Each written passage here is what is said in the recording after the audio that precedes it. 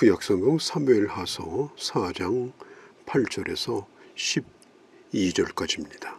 사울의 아들 이스보셋은 아브넬이 헤브론에서 죽었다는 소식을 듣고 손에 백이 풀렸고 온 이스라엘이 깜짝 놀랐습니다. 이스보셋의 맥이 풀릴 수밖에 없었던 이유는 그가 하나님을 믿지 않고 사람의 힘을 믿고 나라를 세웠기 때문입니다. 이스보셋은 사람을 의지했기 때문에 부하인 아브넬이 자기 아버지의 첩과 통관해도 뭐라고 말하지 못했습니다. 결국 자기를 배반하러 헤브론으로 갔다가 죽었다는 말을 듣고 더 두려워했습니다. 누구든지 사람의 힘을 의지하면 처음에는 일이 되는 것 같은데 시간이 가면 갈수록 일이 힘들어지게 되어 있습니다. 아브넬의 죽음으로 이스라엘 백성들의 장래는 내일을 예측할 수가 없게 되었습니다. 이스보셋은 아브넬에 의하여 세워진 왕이기 때문에 그가 없다면 그의 정권은 흔들릴 수밖에 없었습니다. 온 이스라엘 백성들이 놀랐던 이유는 아브넬이 이스라엘을 지켜주는 마지막 보루라고 생각을 했기 때문에 아브넬이 죽자 나라는 혼란에 빠졌던 것입니다. 그때 왕을 지키는 임무를 맡았던 지휘관 두 사람이 있는데 바하나와 레갑 형제입니다. 이 사람들은 북이스라엘이 무너질 조짐이 보이자 그동안에 모셔왔던 이스보셋의 목을 뱁니다. 5절 6절에 보면 이스보셋이 낮잠을 잘 때 마치 군량미를 가지고 온 것처럼 하고 진영으로 들어와 보니 그가 잠자고 있었습니다. 그때 그들이 이스보셋을 죽입니다. 이제야 7년 동안 다윗이 이스라엘 왕이 되는 것을 막았던 두 걸림돌이 제거되었습니다. 하나님은 악한 자를 사용하셔서 이 일을 행하셨고 다윗은 손도 댈 필요가 없었습니다. 우리가 알아야 할 것은 하나님의 뜻은 내가 굳이 손을 대지 않아도 하나님의 때가 되면 저절로 이루어지게 된다는 것입니다.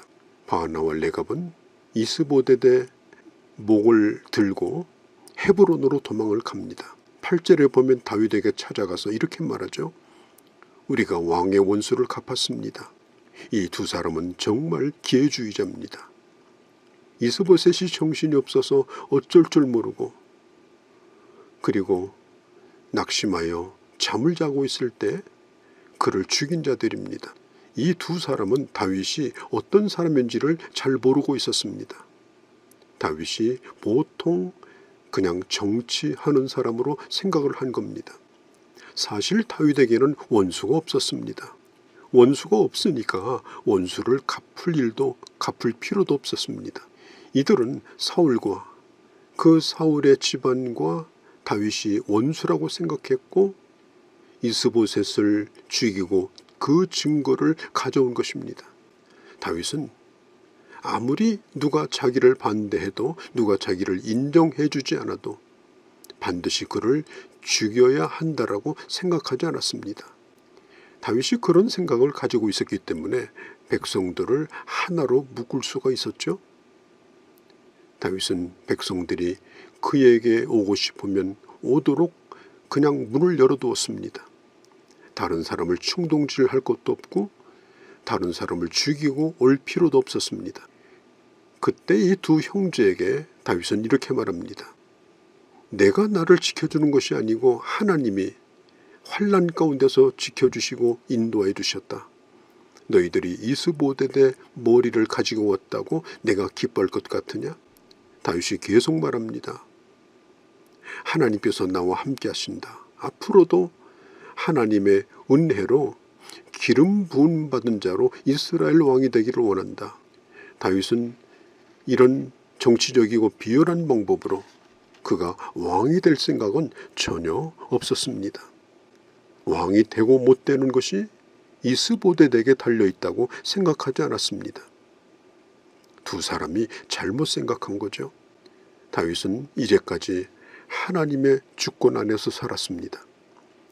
자기의 왕국을 하나님께서 이미 자기에게 맡기실 것을 믿었고 그리고 그는 기다렸습니다. 조금도 조급하지 않았습니다. 그렇지만 다윗의 주변에서 계속해서 다윗을 부추기는 그런 정치적 세력들이 있었습니다. 얼마든지 다윗이 유혹에 빠질 수 있었지만 다윗은 잘 참았습니다. 그는 명예롭게 하나님의 주시는 왕권을 받기를 원한 것이죠. 사실 다윗은 사울의 왕의 자리도 탐내지 않았습니다. 사울을 경쟁자로 여기지도 않았습니다. 사울의 집안 사람 중 단 한 사람도 다윗의 손으로 죽인 자가 없습니다. 왜냐하면 모든 것이 합력하여 선을 이룰 것을 믿었기 때문입니다.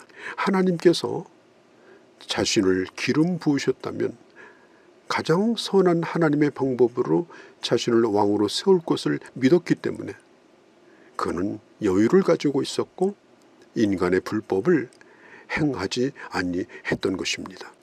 다윗은 계속 말합니다.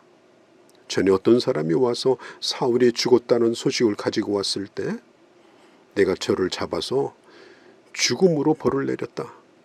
그렇습니다. 전에 사울이 죽었다는 소식을 알렸던 그 사람도 상을 받을 줄 알았지만 결과적으로 상 대신 죽음을 면치 못했습니다. 다윗은 계속 말합니다. 너희가 이스보셋을 죽이고 이걸 좋은 소식이라고 내게 가지고 왔다고 하면 너희도 똑같은 일을 당할 것이다.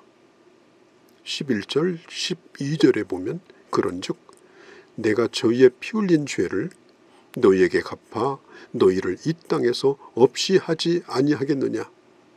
그리고 다윗은 그의 부하를 시켜서 그의 수족을 자르고 그리고 헤르몬 못가에 매달았습니다. 그리고 사울의 아들인 이스보댓의 수곱은 아브넬의 무덤에 묻었습니다. 다윗은 이제까지 자신이 하나님의 은혜로 살았음을 밝힙니다. 비열한 배신을 통하여 이스보셋을 죽인 것은 다윗에게 결코 기쁜 소식이 아니었습니다. 하나님의 나라는 결과만 중요하게 생각하는 것이 아닙니다. 과정도 중요합니다. 뭐로 가면 서울도 가면 된다.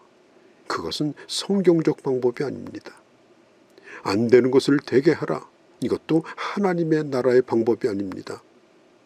안 되는 것은 안 되어야 공의가 섭니다. 바른 길을 가는 것입니다. 결과가 수단을 정당화시킬 수가 없습니다.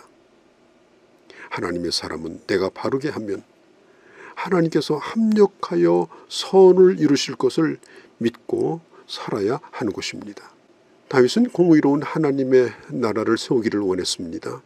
의인을 함부로 죽이고 또 정치적으로 이용해서 이득을 취하고자 하는 그런 불안당 같은 자가 나라에게 많아진다면 나중에 나라가 어지러울 거라고 생각하고 그는 처음부터 그러한 일에 참여하지 아니하고 단호하게 악을 뿌리치고 공의로운 나라를 세우고자 했던 것입니다. 지금 우리가 살고 있는 이 시대는 매우 어렵습니다. 끊임없이 사고들과 재난이 터집니다. 사건들이 끊임없이 일어납니다. 우리가 생각할 것은 다윗이 거침돌로 생각했던 사람들 하나하나가 무대에서 사라지게 되고 결국은 하나님께서 점점점 다윗을 축복하시고 떠오르는 태양처럼 사용하시는 것을 볼 수가 있습니다. 우리 모두에게 이런 하나님 은혜가 함께 하시기를 바랍니다. 하나님 아버지, 다윗은 그의 정권을 위해서 불의한 방법을 합리화시키고 그리고 목적을 위해서 불의한 과정들을 합리화시키는 일을 그는 결코 하지 않았습니다. 그러므로 공의로운 나라를 세우고 하나님이 기뻐하시는 이스라엘을 세우기를 원하였습니다. 하나님 아버지, 뭐로 가면 서울만 가면 된다. 이것이 오늘 이 세상의 법칙입니다. 하나님의 말씀을 따라 한 걸음 한 걸음 걸어감으로 점점 강화해지고 점점 잘 되어지는 떠오르는 태양처럼 하나님의 축복을 누리는 귀한 주님의 자녀들이 되게 하여 주시옵소서. 우리 주 예수님의 이름으로 기도하옵나이다. 아멘.